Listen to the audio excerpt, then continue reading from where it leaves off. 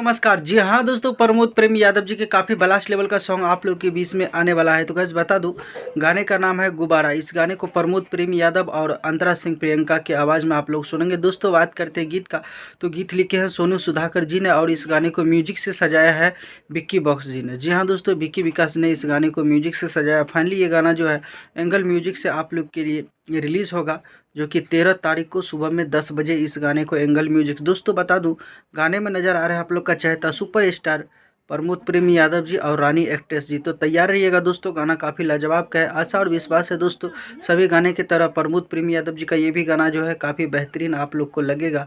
वैसे तो अरुण बिहारी जी के लिखा हुआ बहुत सारे गाने को रिकॉर्डिंग कंप्लीट कर लिया गया। फाइनली एक एक करके आप लोग के लिए गाना को रिकॉर्डिंग हुआ है और सभी गाना को बारीकी से आप लोग के बीच में रिलीज़ किए जाएंगे। बहुत सारे गाना ऐसा है जो आप लोग को सुनने को मिलेगा। तो आज का वीडियो में बस इतना ही। वीडियो पसंद आती है तो एक लाइक और चैनल को सब्सक्राइब करेंगे। धन्यवाद दोस्तों।